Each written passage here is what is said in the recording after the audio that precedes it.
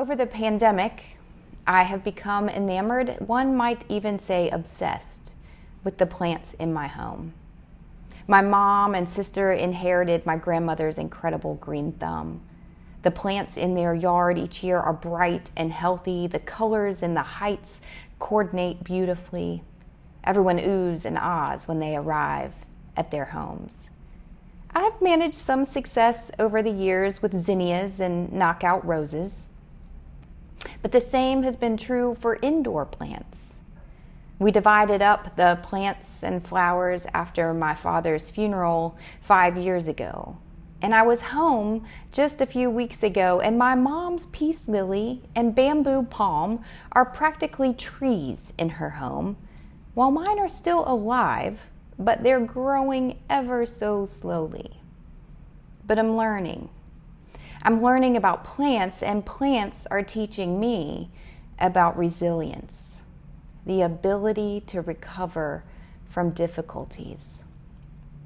I started my plant journey with the tiny $1.99 plants at Trader Joe's. I would bring them home with a whispered promise to do my very best. And I found several plants at work that had been abandoned several years ago, and I decided that even my fledgling care was surely better than allowing them to languish in an empty office.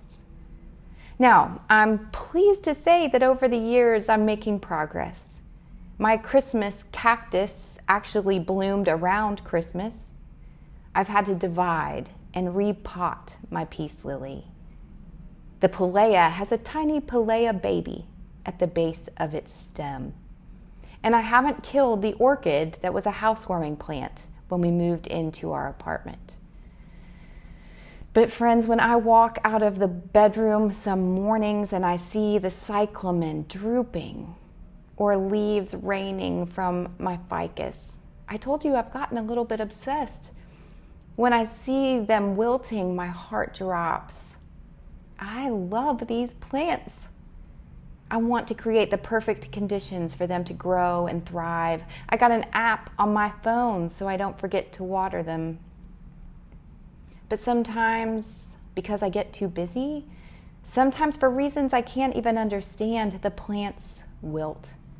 The leaves fall. They don't bloom, not like my mom's or my sister's. But what I've learned, what these plants keep teaching me, is not to give up. I prune the dead leaves. I move it into the sun. I notice if it needs water or if I have actually overwatered. I call these plants by name. Yes, I do. And I tell them how much joy they bring me. And I commit to pay closer attention. This little one, Hope, I got this little one and put it in front of a bright window, and I watered it every week. And it wilted and it shriveled and it lost all of its blooms, though not dead. I cut off the dead leaves. It was only about 1/4 of an inch high. And I moved it into a darker bedroom. I named it. And I promised not to overwater it. And here she is, unfurling and growing, resilient.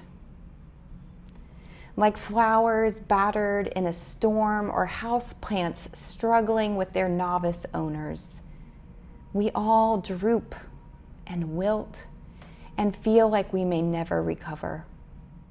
Our spiritual practices can revive us, sustain us, cultivate a spirit of resilience in us.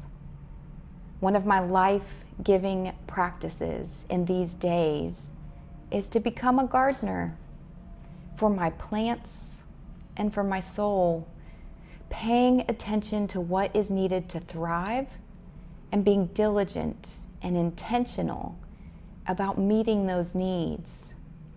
And I'm curious what old and new spiritual practices are sustaining you. And I hope you will join our global Upper Room community for an online conference on resilience, September 30th to October 2nd. It's a chance to join with others to tell the stories of the storms of our lives, to gain strength in community with prayer, worship, movement, and play. And together we'll cultivate the soil for new life and for resilience in this world together. And I hope you will join us.